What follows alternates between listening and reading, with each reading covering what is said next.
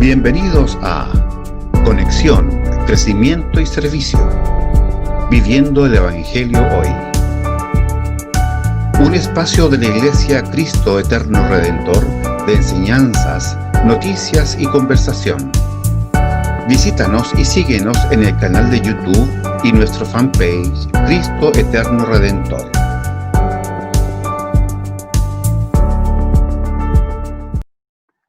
Gusto de saludarles, Dios les bendiga. Soy Arturo Valdebenito, pastor de la Iglesia Cristo Eterno Redentor, dando inicio a un nuevo programa, Conexión, Crecimiento y Servicio, Viviendo el Evangelio Hoy.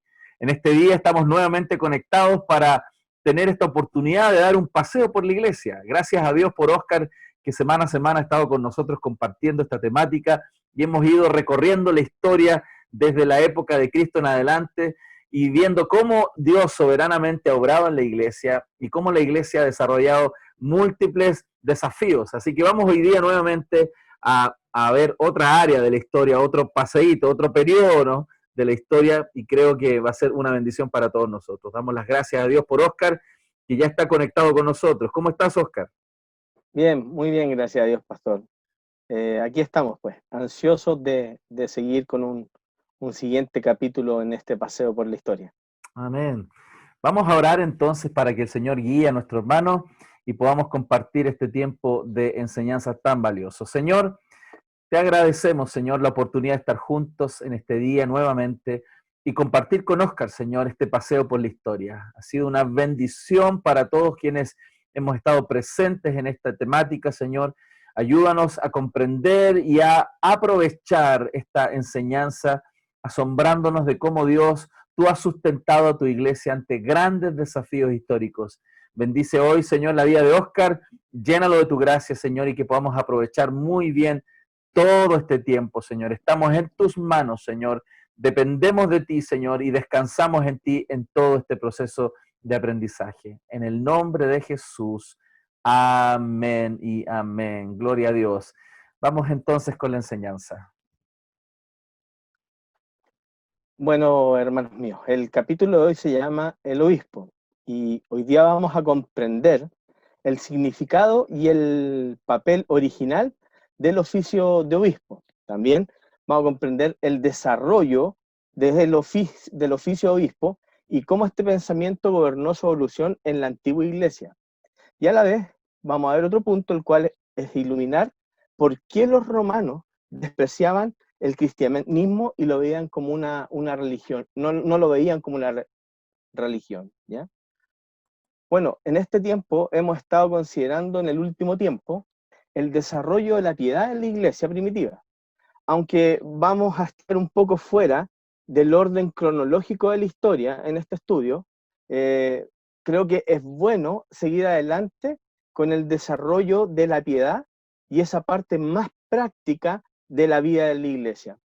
Como saben, a menudo cuando se estudia la historia de la iglesia, se estudia sobre toda la historia de la teología y le dan más importancia a la teología que a la iglesia en sí misma. Y eso es importante, el estudio de la teología, pero también, y valioso, pero una gran cantidad de cristianos a través de los siglos no han vivido sobre todo en el mundo, imbuidos en el mundo de la teología, sino en un mundo de mayor práctica y piedad en la vida de la iglesia. Es lo que podemos ver en la antigüedad y en la actualidad. Así que es importante, a medida que estudiamos la historia de la iglesia, es ver esa piedad, ese nivel que muchos cristianos, en ese nivel en que muchos de nosotros los cristianos funcionamos, así como la teología de la iglesia. Y es por eso que quiero volver un poquito atrás y pensar con usted un poco sobre el ministerio en la iglesia como parte de su piedad, ¿ya? Y vamos a ver en particular el tema o la pregunta de dónde vino el Papa, en cómo vamos a entender el papado y cuál es el surgimiento del papado. Porque esto está muy relacionado con la vida de la iglesia en sí y la piedad de la iglesia. En la siguiente imagen hablamos anteriormente, en un capítulo anterior, nosotros hablamos de los obispos. Y los obispos estaban en el periodo de la iglesia primitiva, ¿sí? Y que la mejor manera de entender los obispos es en términos del tipo de predicadores principales de la iglesia. ¿Se acuerdan que eso lo vimos con anterioridad? Que eran considerados como los predicadores principales.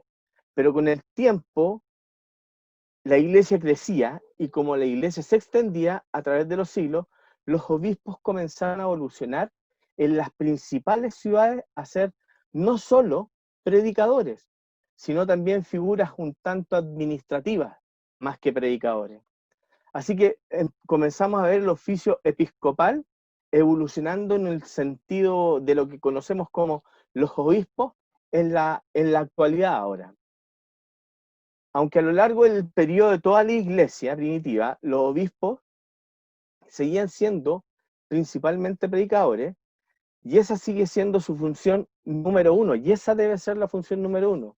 Pero especialmente en las ciudades más grandes, estos obispos empezaron a tener mayor responsabilidades administrativas. Bueno, ustedes saben, y lo vimos con anterioridad, que la palabra obispo viene de la palabra griega episcopos, de la cual obtenemos nuestra palabra episcopal, simplemente que significa esa palabra supervisor. Y cuando comenzamos a mirar las cartas pastorales de Pablo, se ve que él usa la palabra siempre como supervisor, totalmente sinónimo de la palabra presbíteros o presbíteros en griego. En la siguiente imagen podemos ver que presbítero es un anciano refiriéndose a la sabiduría, a la madurez. Un episcopo es un supervisor y está relacionado a la responsabilidad. Entonces, estos dos términos no se tratan de títulos competitivos, no son tan diferentes. Y en su realidad, estos términos son sinónimos para el mismo cargo. La forma en que habla de un pastor y un ministro. No estamos hablando de que sean estas dos cosas puntos diferentes o palabras diferentes. Hablando del mismo oficio, hablan del mismo oficio desde perspectivas ligeramente diferentes, pero como la iglesia en el último tiempo comenzó nuevo, esta iglesia primitiva comenzó nuevamente a pensar en forma jerárquica, como lo vimos la vez anterior, a pensar en el obispo como que estaba por encima de los sacerdotes. Bueno, la palabra sacerdote, a la palabra presbíteros le dieron el significado de sacerdote o capellán. En la siguiente imagen, así que el título antiguo, a menudo traducido como sacerdote, no debe estar asociado en el primer lugar con el sacerdocio que sacrificaban en el inicio de los tiempos, o el sacerdocio del Antiguo Testamento. Es una palabra que va más relacionada con la idea de ancianos en los escritos de Pablo, el sacerdote, no al sacrificio en sí. Pero lo que se empieza a ver en ese tiempo es una especie de jerarquía emergente, con el obispo en la parte superior de la pirámide, ¿se acuerdan? Y cada vez más sacerdotes bajo su mando. Y el obispo empieza y comienza a tener una autoridad regional en el lugar. En parte eso está relacionado con el crecimiento de la iglesia en sí. Cuando la iglesia en el mundo antiguo comenzó a crecer, creció en primer lugar en las ciudades, y luego, más lentamente, se empezó a desarrollar hacia el campo. Y bueno, y aquí hay un hecho que es relevante, que la palabra pagana se deriva de la palabra latina que significa rural. Entonces, por lo tanto, los cristianos paganos, las religiones paganas, sobrevivieron en el campo más de lo que sobrevivieron las ciudades. Y entonces el cristianismo llegó a las ciudades y el obispo fue establecido en la ciudad. Y en el campo, todavía existían paganismo mezclado con el cristianismo. Y en la siguiente diapositiva, en la siguiente imagen, y cómo el cristianismo comenzó a moverse más lentamente fuera de las ciudades, al campo, el obispo mantuvo una especie de clérigo en la supervisión de estos sacerdotes que ahora se fueron al campo. Por lo que su papel como obispo comenzó a crecer una y otra vez a ese tipo de forma jerárquica en la pirámide. Y eso comenzó a establecerse en la iglesia primitiva, ese orden piramidal. Y solo tiene sentido, no le parece que hubiera clérigos superiores y clérigos inferiores, porque después de todo en la vida, bueno, todo en la vida se supone que tiene escalas superiores e inferiores, y eso fue lo que empezó a tomar esta iglesia. Y así con esto comenzamos a ver que todo en el mundo antiguo tiene carácter jerárquico. La jerarquía era demasiado en Ahora, el mundo antiguo. como tú lo dices, en el fondo esto no fue algo tan planificado, no es que alguien se sentó y dijo vamos a crear esta estructura, sino algo gradual que comenzó como un proceso de, digamos, de asimilación, ¿no? De todo este modelo del secular, digamos, ¿no? Y esta estructura. Ahora, también entendemos, ¿no? Y yo creo que hay que ser claros en que es algo que surge de una necesidad, dado que como el cristianismo creció fuertemente, como tú nos cuentas, ¿no? En la ciudad, y se requería supervisar qué estaba pasando fuera en los campos, se enviaban, digamos, como una especie de delegados, ¿no? Estos pastores o presbíteros comenzaron a funcionar como delegados y se transformaron en los episcopos, estos enviados, estos supervisores. Y eso le dio un tenor para que se empezara a gatillar esta estructura tan piramidal y tan fuerte. Ahora, no fue una búsqueda intencional al principio, pero claramente como el corazón es pecaminoso, nos comenzamos a acostumbrar, yo creo, ¿no? A este modelo tan piramidal. Exactamente. En la siguiente diapositiva podemos ver que, por lo tanto, si en ese tiempo la realidad es jerárquica, entonces debía ser que los obispos son superiores a los sacerdotes y consideraban que eso era en forma automática debería ser así, que debería ser natural ese hecho. Siendo ese el caso, no es de extrañar que con el tiempo la iglesia comenzó a concluir que algunos obispos eran mucho más importantes que otros. Y si la jerarquía es de los feligreses hacia el sacerdote, entonces no era un gran salto decir, bueno, entonces está bien de sacerdote a obispo y de obispo a arzobispo. Entonces se empezó a generar esa jerarquía entre ellos. Y si toda la vida se decía que si el cielo era una jerarquía con Dios arriba, los santos y los ángeles, y si también en ese tiempo veían a la política en una jerarquía, entonces ya en forma automática la iglesia asoció que el sentido de esta debía ser un sentido jerárquico.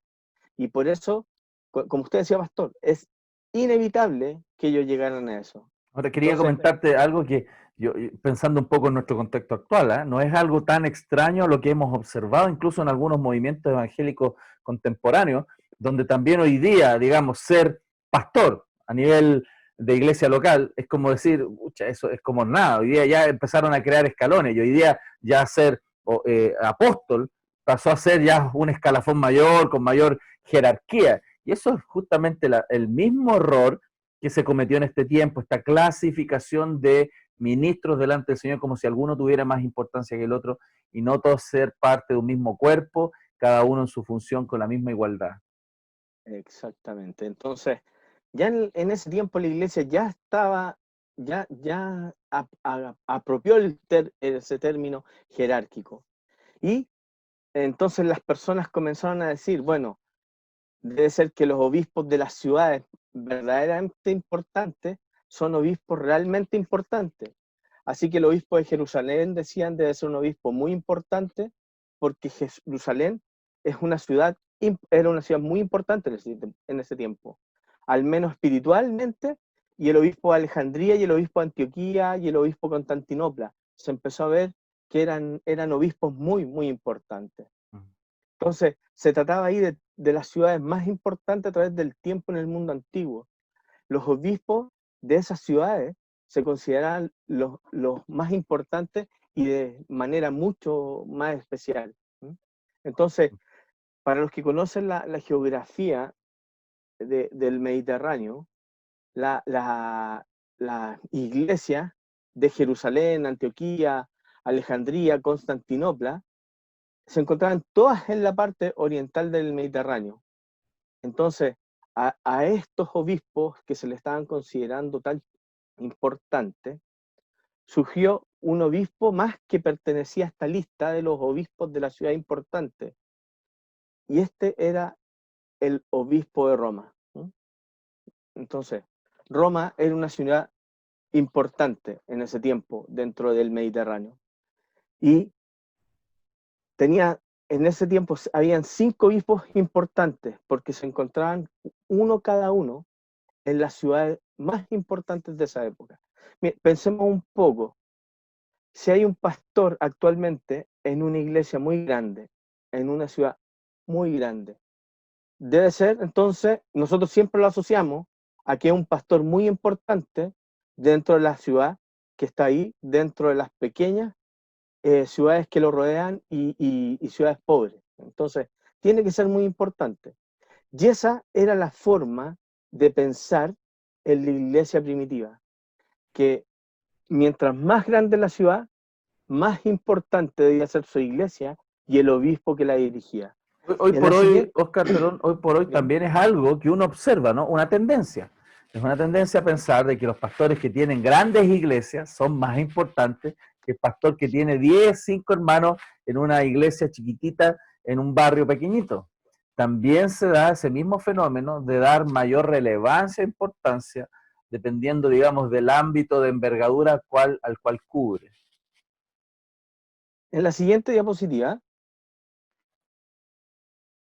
el obispo de Roma, eh, el obispo de Roma tiene la intención de querer ser el único obispo, y era en ese tiempo el único obispo occidental en la lista de los obispos realmente importantes en ese tiempo.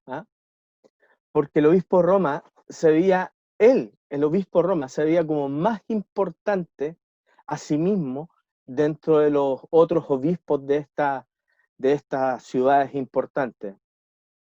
Pero lo interesante es que más tarde en la vida de la iglesia, la discusión comenzó a plantearse por los católicos romanos y hasta cierto punto por los ortodoxos, que el poder de la iglesia viene de arriba hacia abajo. Y de nuevo, es la forma en que el pensamiento jerárquico volvió a verse y se volvió a pensar en eso. Comenzaron a ver la pirámide celestial, donde la energía fluye hacia abajo de Dios en la parte superior y la corriente fluye hacia abajo hacia los sacerdotes, obispos y todo esto. Y en la pirámide terrenal del imperio, el emperador está en la parte superior y el poder desciende de él hacia abajo. Y así, con el tiempo, la iglesia seguía pensando en eso. No dejaban de pensar en el orden jerárquico. De alguna manera, decía, el obispo de Roma debe ser la fuente de la vida de la iglesia. Y el obispo es el que viene a definir la iglesia y definir la vida de la iglesia. En la siguiente diapositiva, sin embargo, cuando en la realidad volvemos a mirar la experiencia de la iglesia en la época antigua, el obispo en particular y los arzobispos no fueron vistos como aquellos de quienes la vida venía, la vida espiritual, sino que eran vistos como tribunales en ese tiempo. Ya comenzaron a verse como tribunales de apelación. Si se tenía un problema local, en la congregación local, por ejemplo, no podían resolverlos al nivel local, así que pedían ayuda a este arzobispo para que actuara en este problema local. ¿No? ¿Y por qué? Porque pensaban que ese obispo de esa iglesia grande era la fuente de autoridad, era el hombre sabio experimentado, y por eso se había convertido en arzobispo, para eso. Y decían, entonces él puede ayudarnos porque lo que es un tribunal de apelación, porque lo consideraban como el tribunal de apelación. Entonces era un principio, un lugar para que acudieran apelar estos grandes obispos por causas que no se podían resolver en su sector.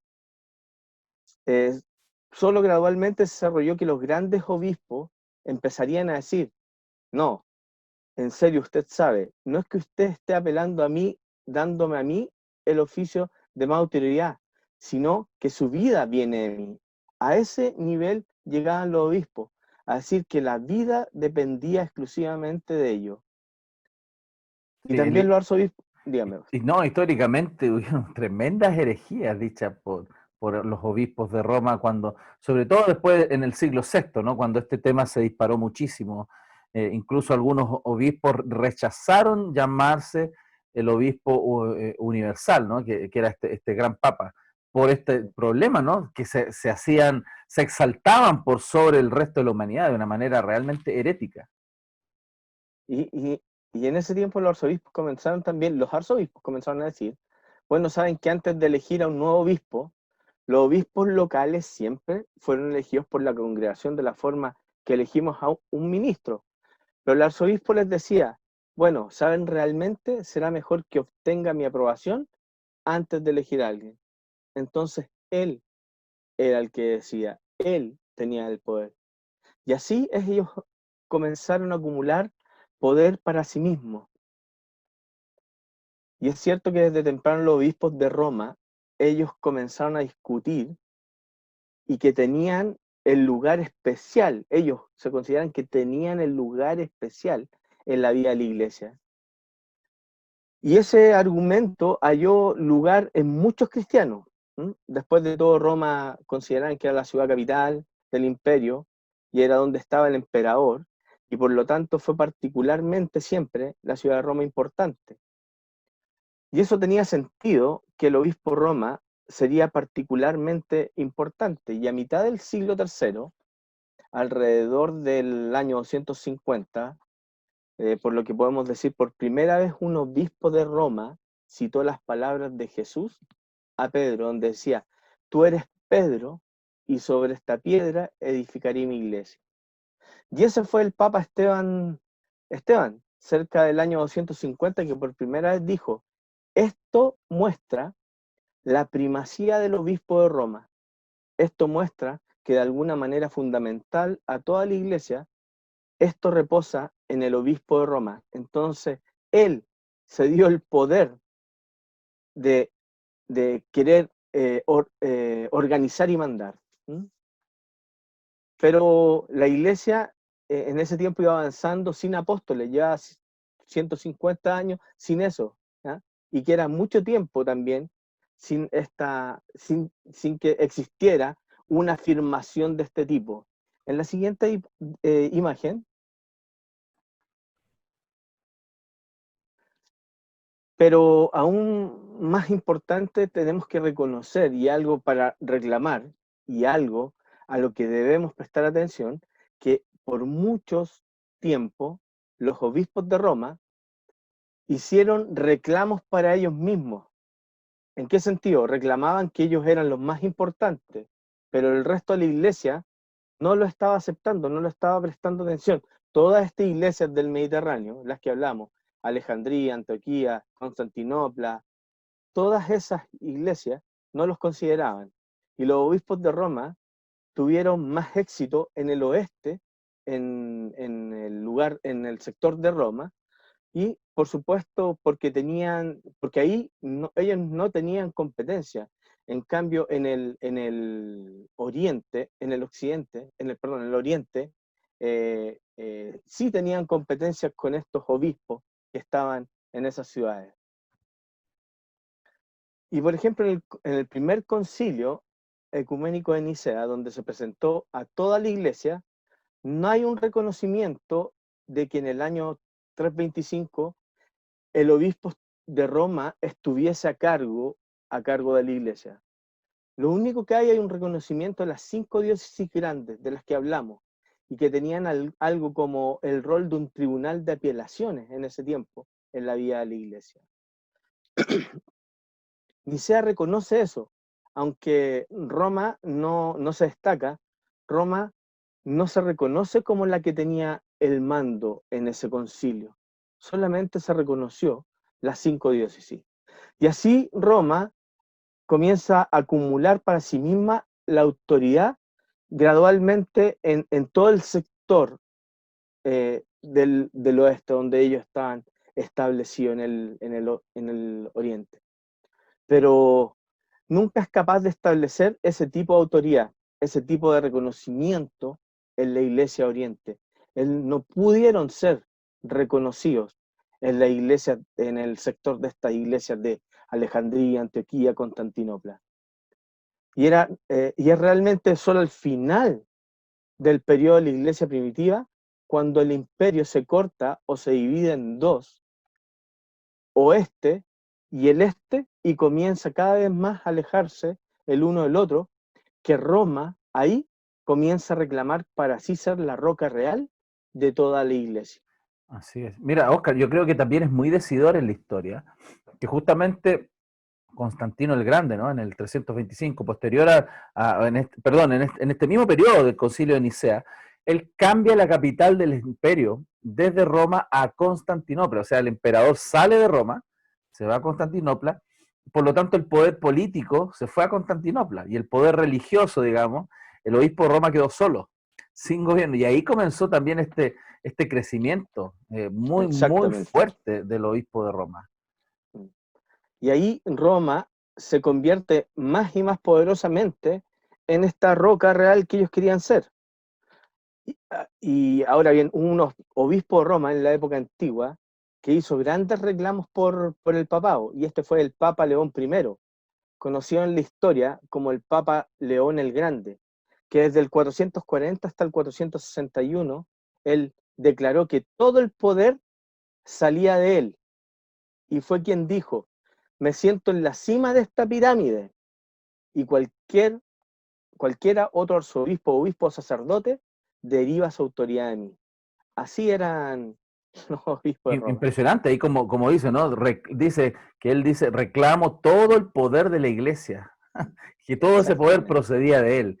Es impresionante cómo el orgullo fue gobernando el corazón, los poderes, el poder político, el poder económico, porque también detrás de todo esto había todo un tema de autoridad, poder y control de dinero. Exactamente. Y hoy todavía en este tiempo, a Roma le gusta citar a León I en este sentido. Pero tenemos que recordar que cuando León I hizo estas declaraciones, ningún obispo de Alejandría, ni Antioquía, ni Jerusalén, y sobre todo en Constantinopla, le había prestado atención alguna a esta demanda o reclamo. De hecho, se referían a ellos y decían: oh, sí, ahí van esos romanos de no, tan llenos de ellos mismos. Los mismos obispos de las otras diócesis lo decían. Bueno, y así que siempre tenemos que tener eso en mente, la diferencia entre lo que dice Roma y lo que es real. Bueno, aquí nos hemos adelantado un poco al tema cronológicamente, pero pienso que se ajusta a lo que veníamos viendo en términos de la jerarquía. En la siguiente diapositiva, aquí estamos llegando a la línea divisoria en la historia de la iglesia primitiva. Y esa gran división viene a principios de los años 300, cuando el emperador Constantino se convierte al cristianismo. Hasta la conversión de Constantino, que es alrededor del 315 o el 320, el cristianismo es una religión oficialmente ilegal. Una religión ilegal, y eso significa que toda la vida de la iglesia de los primeros siglos es una vida vivida a sabiendas que los cristianos podrían ser detenidos y podrían ser perseguidos en cualquier momento. Ahora, ¿por qué el cristianismo es una religión ilegal en Roma en ese tiempo? Bueno, comenzamos nosotros esta serie, se recuerdan, hablando acerca de la actitud tolerante que tenía Roma hacia algunos grupos y religiones. Roma estuvo dispuesta a establecer disposiciones especiales para los judíos, ¿se acuerdan? En el imperio, eso lo comentamos. ¿Y por qué eran tan intolerantes con los cristianos? Y la respuesta era que los cristianos eran vistos por los romanos como una nación de la manera, como una, de, no como una nación, ¿ah? No eran vistos como la nación de Israel, digámoslo así. Ellos no fueron considerados un grupo étnico de la manera en que los judíos fueron vistos como un grupo étnico. Y por esa razón, Roma dijo, los cristianos no pueden exigir los privilegios especiales que se le otorgan a los judíos. Bueno, y eso también era probablemente una razón por la cual muchos de los cristianos de ese tiempo, ¿se acuerdan cuando lo vimos en el principio? Querían seguir yendo a la sinagoga, ya que les protegía en el sentido romano de que los cristianos les protegía el ir a la sinagoga para que los romanos no los consideraran como ilegales. Y ser considerado una religión ilegal en el mundo romano tenía consecuencias muy, pero muy graves. En la siguiente diapositiva, y desde el punto de vista romano, los cristianos son culpables de dos grandes pecados, a los que a veces se le añadía un tercer pecado. Y los grandes pecados fueron que los consideraban a los cristianos, ellos eran ateos. Y que los cristianos eran traidores, el segundo pecado. Y de esta forma, en un tercer lugar, ellos decían que los cristianos se dedicaban a una gran inmoralidad. Y esa fue la característica, la queja romana pagana contra el cristianismo. Ahora, ¿de dónde venían estas quejas? Bueno, sobre el tema de la inmoralidad, en gran parte el culto cristiano se mantuvo en este sentido siempre secreto, debido a las persecuciones que ellos tenían. Y en la siguiente imagen podemos ver que los romanos hacían hablaban de que lo que hacían los cristianos en sus servicios de adoración en secreto no era bueno. Ellos decían que bebían sangre y que comían carne y se dedicaban a fiestas de amor, obviamente fiestas de inmoralidad sexual.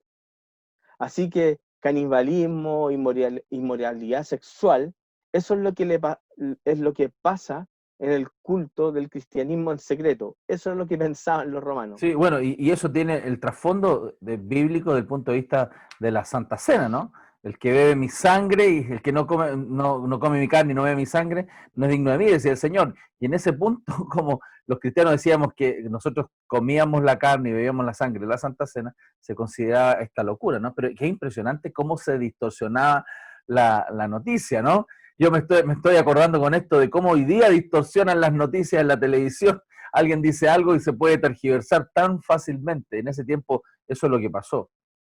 Exactamente, y era eso. Por un mal entender por parte de los romanos, el ejemplo, como usted dijo, de la cena del Señor y del cuerpo y la sangre de Él, ellos pensaban que los cristianos eran caníbales y que vivían de inmoralidad sexual. En la siguiente imagen, sin embargo, las acusaciones más graves entre estas era que ellos eran ateos y traicioneros. Ahora, ¿qué sentido tiene hablar de los cristianos como ateos? Bien, desde el punto de vista romano les hizo mucho sentido. ¿Por qué? ¿Por qué motivo? Porque los cristianos niegan a los dioses romanos. Ellos no adoraban al emperador ni a sus dioses. Y por lo tanto, ellos consideraban que eran ateos, negando a sus dioses. podían reclamar todo lo que querían para creer en un solo Dios. Pero ellos estaban negando lo que mantenía a la sociedad unida. Los romanos en ese tiempo estaban convencidos de que la religión era el pegamento que mantenía unida a la sociedad romana. Casi todos los pueblos antiguos creían en eso. Y si no estamos de acuerdo en la religión, no podemos tener ninguna unidad, decían. Así que decían los romanos, necesitamos nuestros dioses, no solo nuestros dioses, pero necesitamos que nuestros dioses mantengan nuestra sociedad. Y si ellos se negaban a eso, ellos eran ateos y traidores. Entonces decían que ellos estaban socavando el pegamento que mantenía el Imperio Romano unido. Ahora, claramente lo que ellos pensaban tiene una lógica, o sea, tiene una estructura lógica, no es algo ridículo. En su mirada del mundo, en su comprensión religiosa, eso tenía sentido. Y ellos trataban de protegerlo. Es un poco lo que le pasó al apóstol Pablo. Si tú recuerdas, Oscar, te acuerdas que él defendía la religión de sus padres matando a los cristianos. ¿Y por qué? Porque estaba siendo puesto en riesgo la religión histórica del pueblo hebreo. Acá, justamente, ellos lo llevaban a la estructura social, los romanos. Si se ponía en riesgo, imagínate, la estructura social, porque yo creo que es algo propio del ser humano, ¿no? Todos sabemos que los seres humanos tenemos un componente espiritual. Es muy extraño que algunos sean realmente ateos. Todos de alguna manera tenemos una concepción de la deidad, de la espiritualidad. Y Roma lo entendía muy bien. Y los griegos también lo entendían muy bien, esta espiritualidad. Y ellos lo consideraron importante, pero lamentablemente la visión errada que ellos tenían les causó mucho dolor a la iglesia. Yo recuerdo en mis estudios sobre historia de la iglesia también, que no significa que la persecución se mantuvo en toda región todos los años hasta el 300, sino que hubo muchos picos a finales del primer siglo, mediados del primer siglo, segundo, hubieron picos de persecución en zonas también de Europa y cercanas a Asia, muy fuertes y muchísimas matanzas muy terribles. Y todo por esta persecución de la fe, es impresionante. Exactamente. Y los romanos se molestaban porque no iban al templo a poner ni una pizca de incienso al emperador, y los consideraban que eran personas revolucionarias, sociales, y que eran peligrosas. Y de hecho hay una correspondencia que se encontró muy interesante, que tenía lugar alrededor del año 100 entre el emperador Trajano y al parecer Plinio el joven, y le decía al emperador: ¿qué voy a hacer con estos cristianos?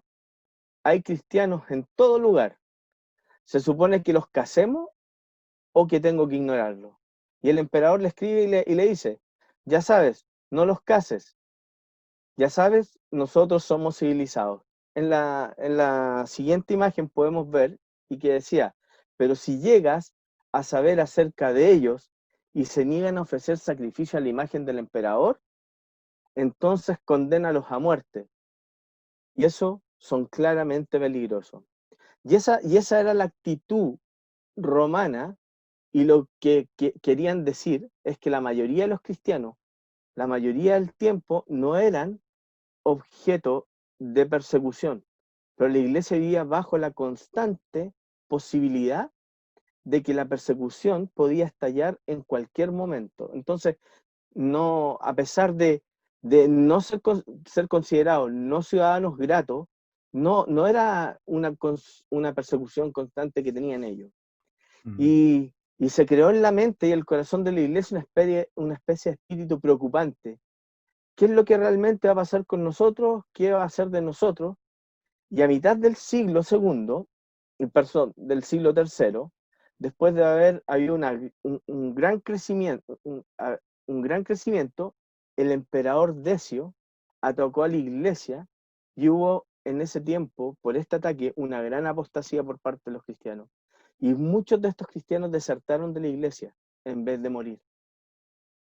Así es. Y eso fue una llamada de atención a toda esta iglesia, que dio lugar a una disciplina mucho mayor y a una instrucción en la vida de la iglesia. De modo que cuando 50 años más tarde hubo otra gran persecución que estalló hacia el año 300 bajo el emperador Diocleciano. Ahí había mucho más fidelidad, mucho más unidad en la iglesia. Y así que así la iglesia primitiva era en realidad una iglesia de los perseguidos primeramente en la mente, aunque no siempre fueron perseguidos en la realidad, y dio lugar a estas persecuciones dio lugar a una gran disciplina en la iglesia. Pero al mismo tiempo una purificación, y yo creo que ese es el objetivo también de estos periodos, ¿no? Lo hemos visto, que cuando la iglesia ha sido perseguida y probada, hay una depuración. Por un lado sale lo que no es parte del pueblo de Dios, fiel y realmente convencido y creyente, pero al mismo tiempo los que son verdaderos creyentes son purificados en su fe y fortalecidos en su fe, y se fortalecen y crecen en su cristianismo. Sí, exactamente. Bueno, y así llegamos al final de este capítulo, de esta enseñanza, donde se nos recuerda lo importante y empezamos a ver lo importante que fue la conversión del emperador Constantino, ya que cuando el emperador se convirtió, de pronto los cristianos pasaron de ser una religión ilegal a una religión legal. Y así los días de persecución con él terminaron y comenzó la vida de la iglesia. Y así vamos a continuar la próxima semana detallando un poco más del periodo de Constantino. Excelente, muy interesante, Oscar. Gracias por esta enseñanza. Nos bendice y animamos a todos a seguir esta serie de paseo por la historia. Hoy hemos comprendido cómo fue derivando, ¿cierto?, toda esta idea de los obispos y este escalonamiento de los presbíteros, los episcopos, este nivel de autoridad y este origen, ¿no?, de esta exacerbación del poder del obispo de Roma, que históricamente fue muy fuerte. En los primeros 500 años fue muy gradual, pero del año 500 en adelante el poder del obispo de Roma se disparó con gran fuerza. Así que gracias, Oscar, por tu tiempo, gracias por la enseñanza y esperamos que nos puedas acompañar en la próxima oportunidad. De nada, pastor. Hasta luego, hermano. Dios los bendiga. Amén. Bueno, hermanos, gracias por acompañarnos. Dios les bendiga. Espero poder verles en un próximo programa Conexión, Crecimiento y Servicio, viviendo el Evangelio hoy. Nos vemos. Dios les bendiga.